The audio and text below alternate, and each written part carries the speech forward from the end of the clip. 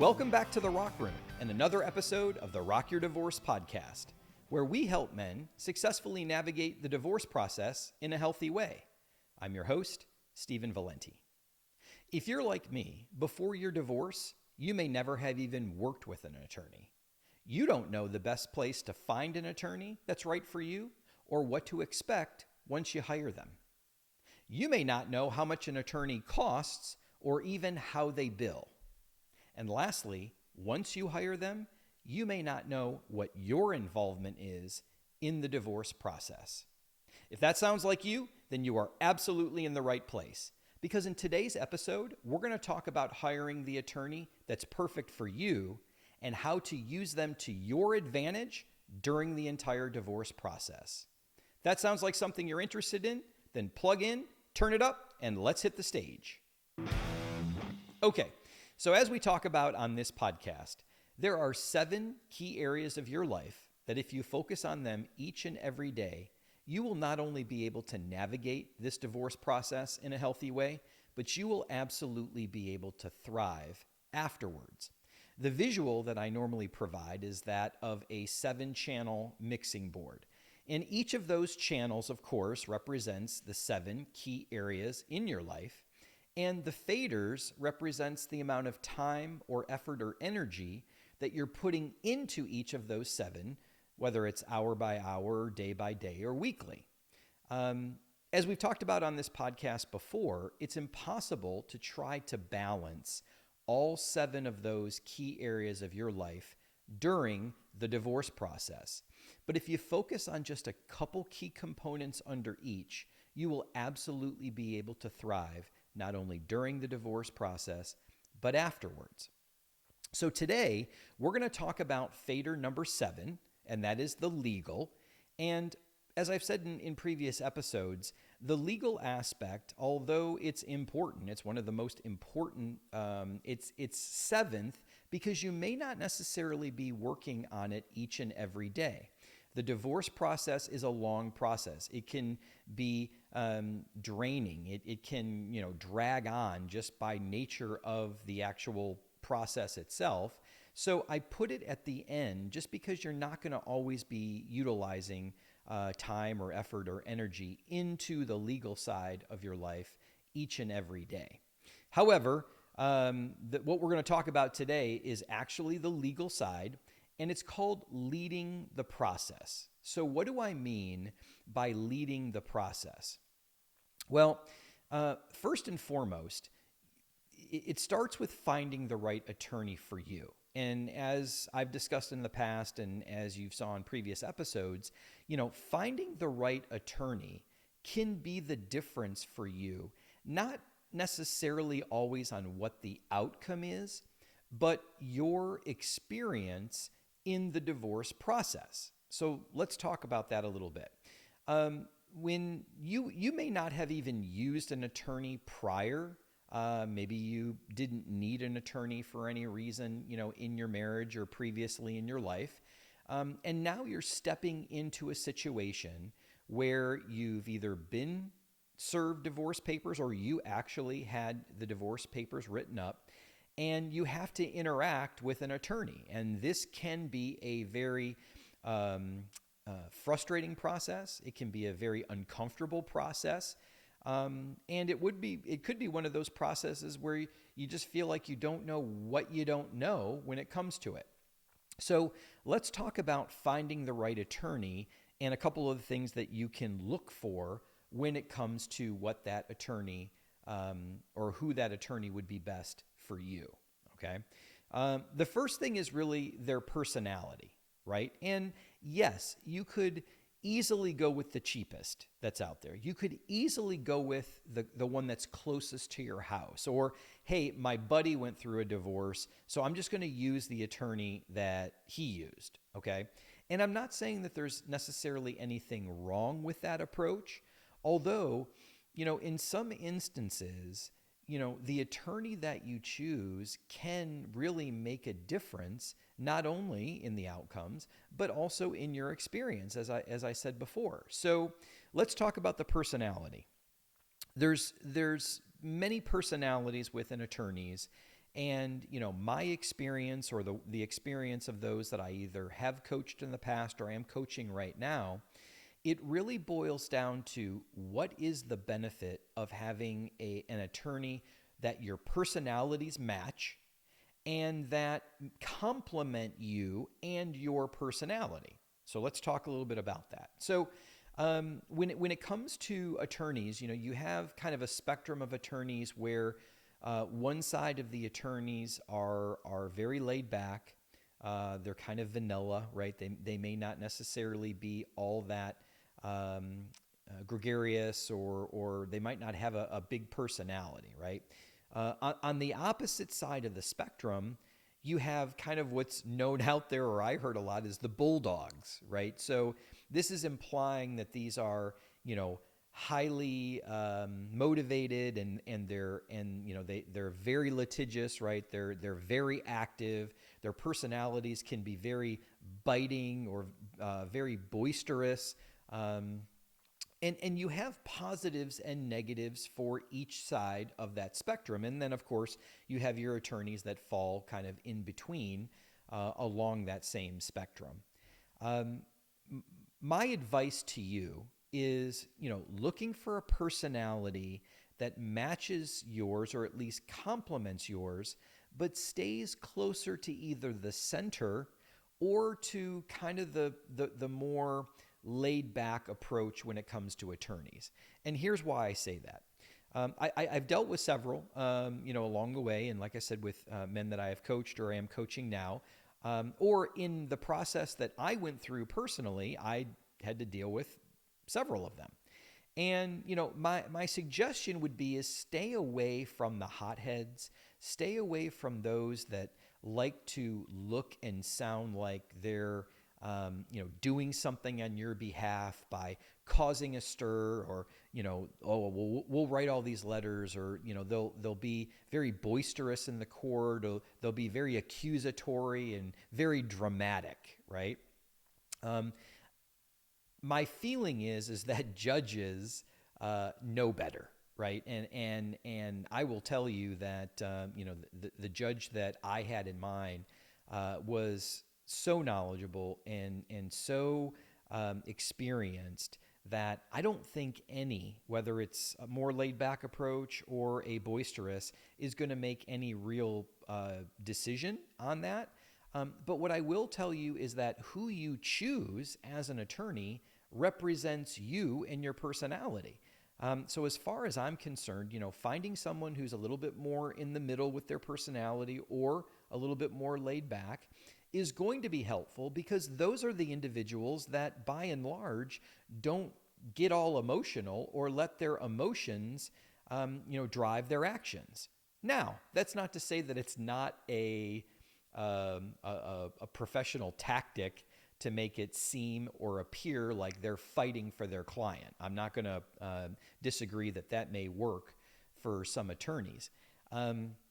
But I think personally, as a consumer of the legal industry, I am recommending that you look to someone more in the middle, or a little bit less, less boisterous and a little bit more level-headed.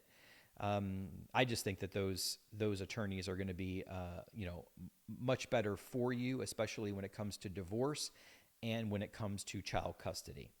The other thing that I'll say is that, when you start talking to attorneys and, you're trying to understand what their personality is, how it fits to your personality, and, how you all are going to collaborate best together, some of the things that you need to find out is, what is their communication style, right? Are these attorneys that would prefer to meet in person? Are they phone? Do they appreciate and would rather work on the phone versus have you come into their office? Those are important things to ask and understand, not only from their perspective, but you have to know what's best for you. You have to know what makes you the most comfortable in dealing with your attorney. Because I will tell you, there are situations that I'm familiar with where, the attorney would much rather either do a phone call or an email, And, sometimes when you're on the phone with somebody, you can tell that they're distracted, or you can tell that they're multitasking or even hypertasking. And, that may cause some issues with what you're trying to communicate. Or you, as if that's your attorney, you may not feel like they're giving you the attention that you need during that hour that you've, taken off from work maybe, or, you've set aside to meet about your divorce. So what I'm going to say is, it's good for you to not only find out what their communication style is or what best works for them, but also what's most important to you, and how do you feel with that. Personally, I was kind of one of those that I enjoyed the one-on-one if I could, face to face, because I knew I was sitting in his office and I was getting his full attention. But if there are just short meetings or just things that you have to talk about or little catch-ups that you need to do, that's easily by phone, right? And maybe if it's just a question here or there, you shoot them an email, right? And all of those kind of lead into the costs associated with your attorney, and we're going to talk about costs here in a minute. One of the other things that I think you need to take into consideration, and I didn't know this when I chose mine, but it makes perfect sense now, and I would recommend this, is really look for attorneys that are well established where you live, whether it's in the city or in the county. Those attorneys that are involved in the community, and really have a solid reputation for what they do. And again, when you start going through this process and when you start looking for an attorney, I told you in a previous episode, it's almost like a job interview, right? Don't take your first attorney that you meet, and don't sign on the dotted line the first time that you meet them. I think it's important for you to take the time to understand, what is this attorney about? What is their personality like? What is their communication style? And then you start getting into what is their reputation within that community. Do they only practice law here? Because I'm going to tell you, I highly recommend that you stay with somebody local in your city and in your county. There are some, big name divorce firms out there. They have, offices across the country, or they have offices that are in your area and they travel up to your county or your city. I wouldn't recommend that. And I wouldn't recommend that because experience and understanding and knowledge of the location in which your divorce is being heard is really important. Their understanding and knowing of what a judge likes, what a judge doesn't like. How does a judge rule normally on these things? So if your attorney is local and is connected within that network and has tried cases or worked with mediators or judges in that area for a number of years, they're going to bring you a heck of a lot more experience and a lot more perspective and knowledge than someone that you're hiring that has to drive, 45 minutes up to present in front of a judge that they may never have seen before. So that's my recommendation on the reputation. The other thing, and this may not necessarily apply to all of the divorce cases out there, but I want to make sure that for those of you that it does, that you have a little bit of insight.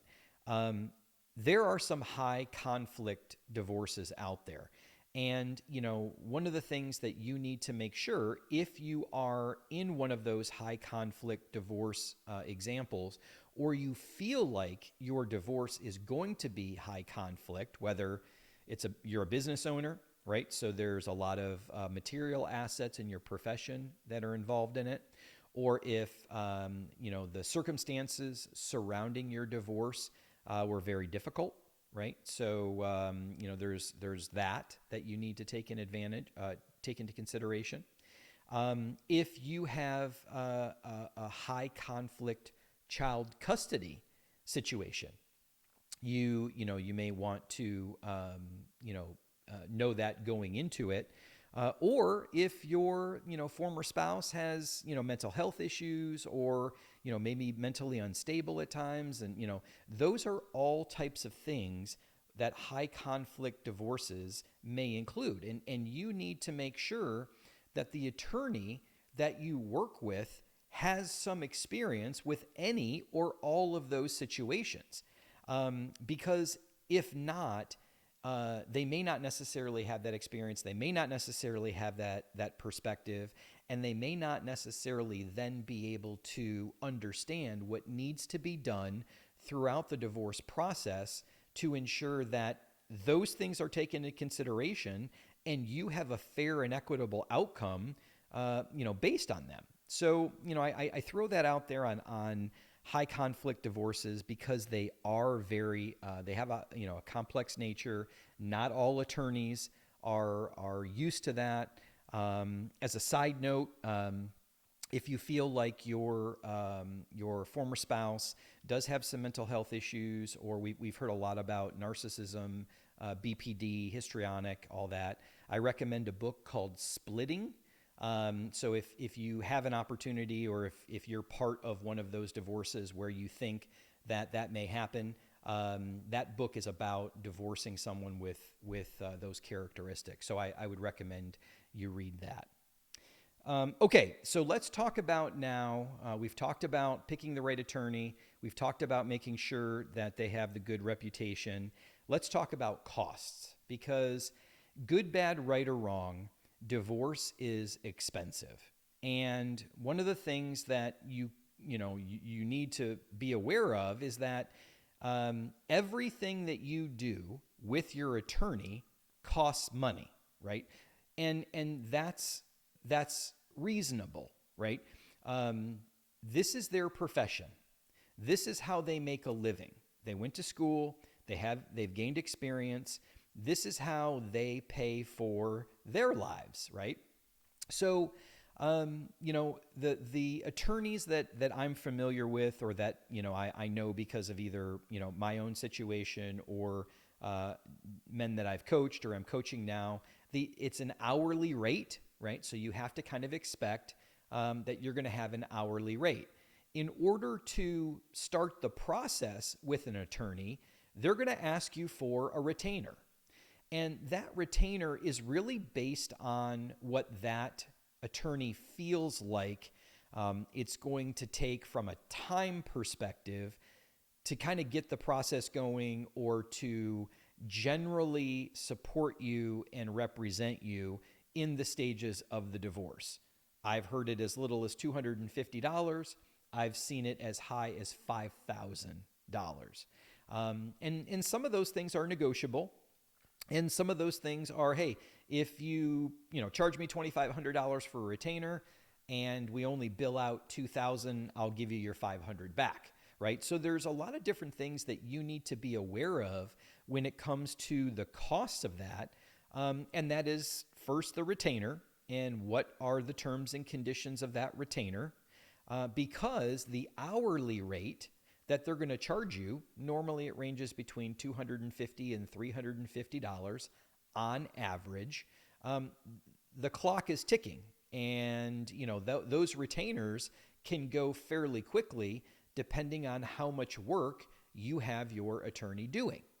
And so, you need to be very careful about that, because again, those hourly rates, they do break them down normally into 15-minute increments. So, if you schedule an hour meeting with your attorney, make sure that going into this meeting exactly what you want to talk about and exactly what needs to be accomplished during that. I liked my attorney very much so. In fact, I worked with him very collaboratively, for the 15 months of my divorce. And, yes, there were some pleasantries when we would see each other, when we would talk, but really it was about business. I appreciated him, but I wasn't going to spend, 15 minutes talking about what we did on the weekends, because that would have cost me money, and that's okay. Right. So just know that, you have to go in there and you have to be prepared. And we're going to talk in a completely other episode about, driving that process with your attorney on a more detailed level. But you need to go in there and you need to make sure that you're being concise, and you need to make sure that you're maximizing the time that you have with them, because everything that they do, the hour-long meetings or the phone calls or the emails or the letters back and forth or whatever it is costing you money. And you have to make sure that you're maximizing that time and getting the most return on your investment when you're there or when you're having them do something for you. And lastly, I'm going to say this. I think when looking for an attorney, and you've already talked and you've already checked the personality box, right? They fit with you, they communicate well with you and your style, and they have a really good reputation in the community. They have experience, they have knowledge, they know the lay of the land, in your city or in your county based on divorce. And then you pretty much know what it's going to cost and how they're going to bill you and all of that. You have to proactively own the rest of the process. And as I said before, we're going to have an entire episode about the best ways to own that process.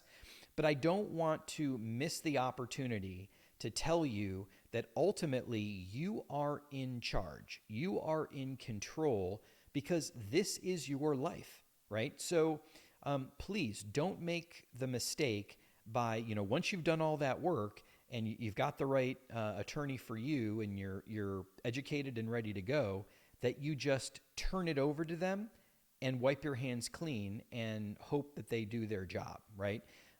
So that's not how we're going to run this process, and we'll have more information in a subsequent episode about that.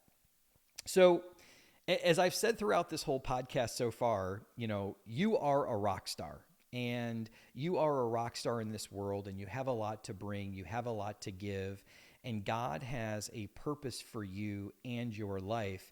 And even though right now it feels like going through this divorce process, you don't even know what that is or what tomorrow looks like, I want to encourage you that there is a life after, and you will absolutely be that rock star after. So when comparing you as a rock star to real rock stars out there, what is an attorney? What is the similarities between what you're going through as a rock star in divorce and a real rock star in the music industry? And as I was sitting through my process and understanding what I was doing, it really boiled down to that of a music agent, right? Or a manager, if you want to call it that. And when you look at what an agent or a manager does for a rock star, for a band, or for a performer, whatever that performer is, that agent, that manager, really represents that artists and their interests, right? So you as a rock star are going into this, finding your agent, finding your manager, which is your attorney. And that attorney is going to represent you on all different aspects of this. And it's not any different than what a music manager or a music agent does for a rock band. When you think about it, these agents go in there, they negotiate contracts for the bands that they represent. And they're there to kind of give guidance, right? So if you look at your life, and you as a rock star in a rock band, your attorney is doing the same thing. Unfortunately, as we've talked about in previous episodes, once the love and marriage is gone, marriage is a business. And this attorney that you've hired has to help negotiate a settlement deal for your marriage and for you. And they're going to give you guidance, right? They're going to take their experience and know, just like an agent does for a rock band, to say, this is what you're worth. This is what you earn. These are the parameters of what it means to sign with a record label. So those are similar in that. The other thing that an agent or a manager does, which is very important for an attorney to do for you as a rock star, is really navigate all of the negative conflicts or, some of the things that may pop up that are concerns during this process. They're watch-outs, right? So you aren't taken advantage of, so that you have a fair and equitable splitting of your estate, or fair and equitable time with your kids, so you're not ostracized as a parent. An attorney is doing that on your behalf, and the hope is that you're helping them with that process. And just like a rock star and rock band don't necessarily know the business end of music, they're artists, they're visionaries when it comes to their craft and the product that they're putting out into the world. But they may not necessarily be experts at the business end of making their music a commercial success, which is what that manager or what that agent needs to do. And lastly, wrapping all of those together, they both have a responsibility, a fiduciary responsibility, to have your best interests at heart and provide you with the best possible outcome to your divorce, just like an agent or a manager does for the rock bands that they represent. So, so when you look at yourself and you're going through this process, and when I call you a rock star, just know that, what you're doing in this divorce is very similar to what rock bands are doing when they're working with agents or working with band managers. So if I said anything today that resonated with you, or struck a chord maybe with you, I encourage you to go to www.rockyourdivorce.com and schedule a free 30-minute phone call with me, because I know that I can help you navigate this divorce process in a healthy way and absolutely thrive afterwards. While you're there, please like and subscribe to the Rock Your Divorce podcast. And if you know any men that are either starting their divorce process or maybe involved in their divorce process, or even men that may have gone through a divorce and have not yet thrived afterwards, I encourage you to share the Rock Your Divorce podcast with them. Send them here to the Rock Room so that we can help them through this process. That's it for today's episode. I will see you back here in the Rock Room for another episode of the Rock Your Divorce podcast.